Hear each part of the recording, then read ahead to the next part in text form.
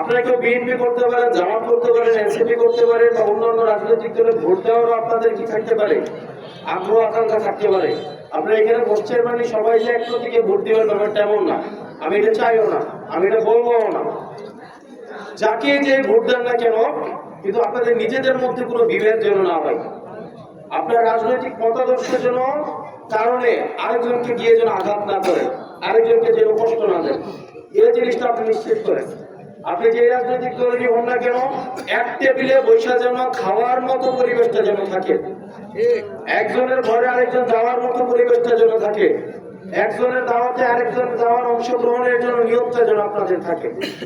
ব্যাপারটা যেন এমন না হয়ে যায় আপনি এক মার্কায় ভোট দেন আর আমি আরেক মার্কায় ভোট দেই, এই কারণে আমাদের ভোট দেখা দেখি বন্ধ। এটার দরকার নাই। আপনি যেই নেতার পক্ষ হয়ে মারামারি করেন, দুইজনের মধ্যে মারামারি করে বাড়ির ভোট দেখা দেখি বন্ধ, এরকম হয় না? নেতারা হয়তো কোনোদিন দেখেও নাই, কিন্তু নেতার পক্ষে মারামারি করে দুইজনের মাথা ফাটাফাটি এবং দুই ভাইয়ের মধ্যে দেওয়াল দেয় একটা 22 ফুটের একটা দেওয়াল, যেটা জীবনেই কোনোদিন আর দেখা না হয়, এরকম হয় না? একজন করে এক মার্কা, আরেকজন করে আরেক মার্কা, এরকম হয় কিনা?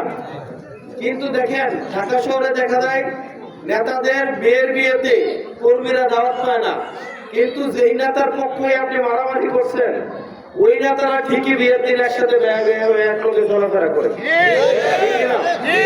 ঠিক না? লাভ হয় কি?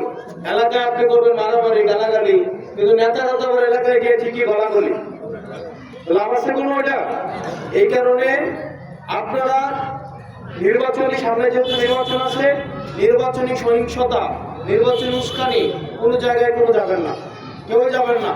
কোন রাজনৈতিক দল, এবার আপনার রাজনৈতিক দল যদি মনে করে থাকে আপনাকে 50,000 টাকা এসে দেয় যে তুমি ভোট কেন্দ্রটা দখল করো, আপনার বিবেকবান মানুষ যদি আপনি হয়ে থাকেন, আপনি যদি হাসরে বিশ্বাস করে থাকেন, মিজানে যদি বিশ্বাস করে থাকেন, আপনি যদি কিয়ামতে বিশ্বাস করে থাকেন, আপনার মাথায় এটা আসা উচিত এই 50,000 টাকা নির্বাচনের পরে আমার নেতা কোনো না কোনো জায়গা থেকে উঠাবে।